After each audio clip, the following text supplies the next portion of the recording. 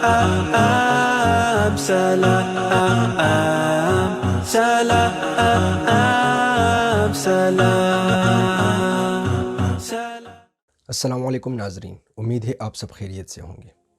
ناظرین، حالیہ فلسطین میں ہونے والی ریاستی دہشت گردی کے واقعات ہو یا امت کا کوئی بھی اجتماعی مسئلہ ہو، جب بھی اس پر سوشل میڈیا پر منظم طریقے سے آواز اٹھائی جاتی ہے مسلمانوں کی طرف سے، تو ایک مخصوص سوچ کے حاملین ان پوسٹس پر آ کر یہ گلا کرتے ہوئے دکھائی دیتے ہیں کہ آپ کے اس شور کرنے سے اور اس آواز اٹھانے سے کچھ نہیں ہونے والا، اور آپ کرنے کا کام کریں۔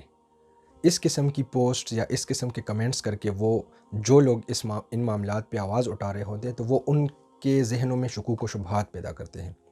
لیکن جب ایسے لوگوں سے پوچھا جاتا ہے کہ چلے آپ ہمیں بتائیں کہ ہم بحیثیت عام عوام جن کی دسترس زیادہ تر سوشل میڈیا تک ہی ہے، وہ کیا کرے، عملی اقدام کیا کریں، تو پھر ان لوگوں کے پاس کوئی جواب نہیں ہوتا، یا وہ جو حل پیش کرتے ہیں اس پہ تو اختلاف ہی نہیں ہے۔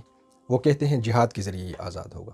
تو اس میں تو کوئی شک نہیں ہے کہ القدس ہو یا اور کوئی بھی مسلمانوں کا اہم مسئلہ ہو، وہ کبھی بھی بھیک مانگنے سے حاصل نہیں ہوگا کہ ہم اقوام متحدہ میں بھیک مانگے یا کسی اور جگہ بھیک مانگے۔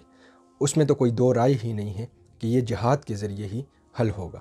لیکن اب یہ جہاد کرے گا کون؟ کیا میں ہتھیار اٹھا کے جا سکتا ہوں وہاں پر؟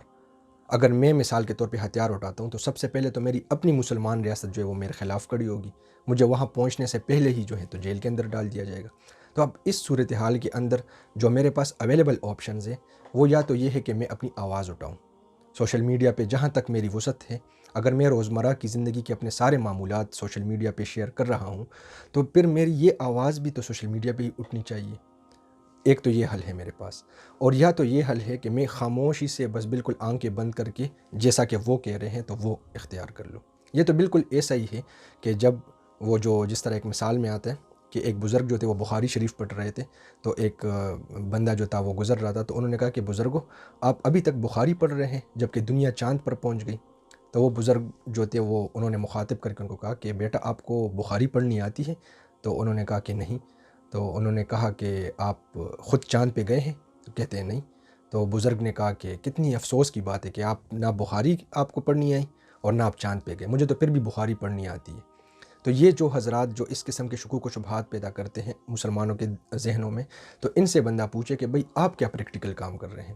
چلے میں تو پھر بھی کسی نہ کسی درجے میں کوئی رول، کوئی کردار، چاہے وہ 0.1% کیوں نہ ہو، اپنی طرف سے جو میری وسعت ہے وہ میں ادا کر رہا ہوں۔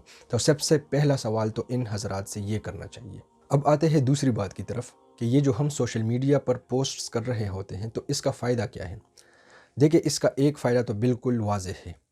ایک ہے مین سٹریم میڈیا جو کہ پاکستان میں بھی ہے اور پوری دنیا میں ہے۔ وہ جو رائے عامہ بنا رہے ہیں، میں آپ کے سامنے اس کی کچھ مثالیں رکھتا ہوں۔ پاکستان سے ہی پبلش ہونے والے ڈان اخبار میں جب فلسطین کی خبر لگتی ہے تو آپ ذرا الفاظ ملاحظہ کریں، آپ کو اسکرین پر نظر آ رہا ہوگا، اسرائیلی attacks on Gaza, militant rocket fire fuel. اب یہ ملیٹنٹ جو ہے، تو کیا یہ لفظ ملیٹنٹ ہونا چاہیے تھا یا یہ لفظ ہونا چاہیے تھا فریڈم فائٹر جیسے کہ یہ عام جگہوں پر استعمال کرتے ہیں، یا یہ لفظ ہونا چاہیے تھا مجاہدین؟ ٹھیک ہے، اب لفظ تو ایک ہی ہے، شاید اس کا مطلب ابھی ہماری نسل کو سمجھ نہ آئے، لیکن آئندہ آنے والی نسل کے لیے جو رائے عامہ ہموار کیا جا رہا ہے تو اس کا آپ تصور نہیں کر سکتے۔ دوسرے اسی ڈان کی ہی خبر ہے جس میں وہ کہہ رہے ہیں کہ غزہ اسرائیل کنفلکٹ، تو کیا یہ تنازع ہے؟ کیا یہ واقعی کنفلکٹ؟ یہ تو کلی ریاستی دہشت گردی ہے۔ تو اب ریاستی دہشت گردی کو یہ لوگ کیا نام دے رہے ہیں؟ کنفلکٹ، مطلب یہ ہے کہ دوسرے طرف فلسطین کے لوگ بھی قصوروار ہیں۔ پھر اسی طرح یہی بات جو آپ کی ڈان پاکستان سے پبلش ہونے والی نیوز پیپر کر رہا ہے، وہی بات CNN بھی کر رہا ہے۔ CNN جب اس رپورٹ کو رپورٹ کر رہا ہے تو وہ کہہ رہا ہے فردر ایز پیلسٹینین ملیٹنٹس ان غزہ، مطلب وہ بھی ان کو ملیٹنٹس کہہ رہا ہے، عسکریت پسند کہہ رہا ہے۔ تو اب یہ جو الفاظ کا چناؤ ہے، یہ لاشعوری طور پہ آپ اس کو محسوس کریں یا نہ کریں، آپ کو شاید اس معاملے کی حساسیت کا اندازہ ہوگا، لیکن جو آپ کی آئندہ آنے والی نسل ہے، کیا ان کے سامنے یہ معاملات اسی طرح ہوں گے؟ ایک اور میں آپ کو ٹویٹ دکھاتا ہوں، یہ ہماری جو ہیں تو ہیومن پیس ایمبیسڈر ہے ملالہ صاحبہ، یہ جو الفاظ استعمال کرتی ہے، ذرا ان الفاظ کو، دا وائلنس ان یروشلم، کیا یہ وائلنس ہے یا یہ ٹیررزم ہے؟ کلی۔ پھر اس طرح یہ ہے اسپیشلی اگینسٹ چلڈرن از انبیئریبل۔ یہ صرف بچوں کا تو مسئلہ ہے ہی نہیں، وہاں پر خواتین بھی ہے، یہ جو وومن رائٹس کے ایکٹیوسٹس ہیں اب کیوں آواز نہیں اٹھا رہے؟ اور اسی طرح this long conflict has cost many children, یہ بھی اس کو کنفلکٹ اور تنازع قرار دے رہی ہے۔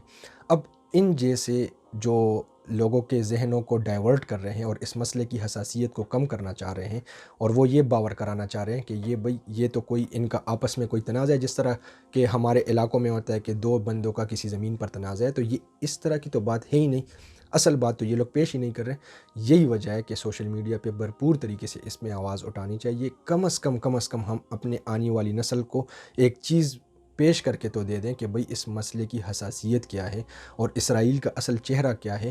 یہ جو لوگ اسرائیل سے دوستیوں کے پینگے بڑھانے کی باتیں کر رہے ہوتے ہیں، تو وہ ان کی حقیقت ان کے سامنے لایا جائے، وہ کون سے منافق ہیں، کیونکہ یا تو کفار ہی ہوں گے جو کہ اسرائیل کے ساتھ وہ دوستیوں کے مراسم ان سب کے باوجود کر رہے ہوں گے، اور یا تو اگر وہ مسلمان ہیں تو وہ پھر منافق ہی ہم ان کو کہہ سکتے ہیں، اگر تو وہ جانتے بوجھتے یہ معاملہ کر رہے ہیں، تو ان کا چہرہ جو ہے وہ قوم کے سامنے لایا جائے اور اس رائے عامہ کو اتنا ہموار کیا جائے اور ایک ایسے جو ہیں تو مزاج کی تشکیل دی جائے کہ ہمارے حکمران مستقبل میں جو بھی ہو، وہ اگر اسرائیل کے ساتھ دوستی کا ہاتھ بڑھانے کی بات کرتے بھی ہیں تو ان کو موت آئے ایسی بات کرتے ہوئے، اتنا ہمارا رائے عامہ ہموار ہو چکا ہو۔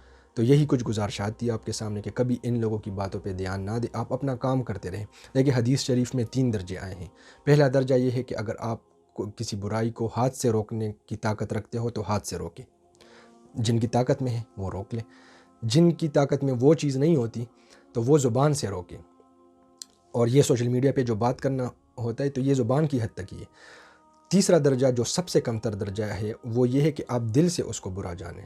تو اب ہر بندہ اپنے آپ کو ان کیٹیگریز میں پلیس کرے کہ وہ کس کیٹیگری میں آتا ہے، تو ایٹ لیسٹ کم از کم آواز اٹھانے والی کیٹیگری میں بھی اگر ہم اپنا شمار کر لیں تو جو چیز ہماری وسعت میں ہے، انشاءاللہ اسلام کبھی بھی آپ سے یہ مطالبہ نہیں کرتا کہ جو چیز آپ کی وسعت میں ہی نہ ہو وہ اس پہ آپ کی پکڑ کرے۔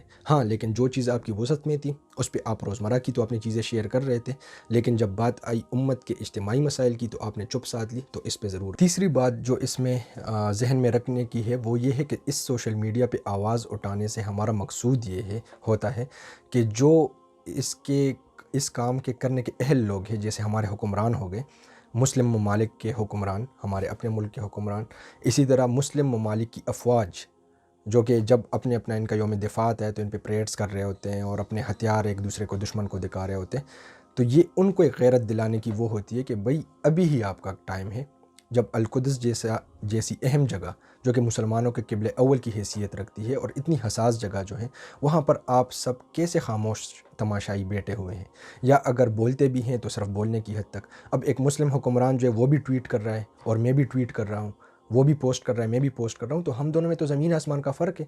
میں تو ایک عامی بندہ ہوں اور آپ جو ہے آپ کو اللہ نے طاقت دی ہوئی ہے، تو اگر آپ بھی وہی کام کر رہے ہیں جو میں کر رہا ہوں تو آپ میں اور مجھ میں فرق کیا رہ گیا؟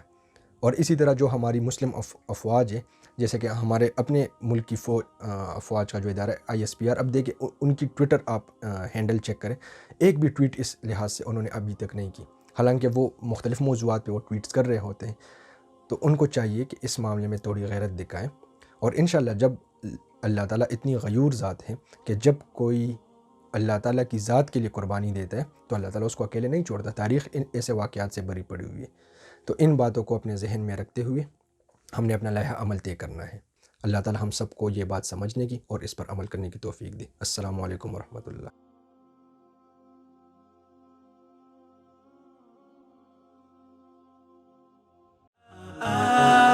سلام سلام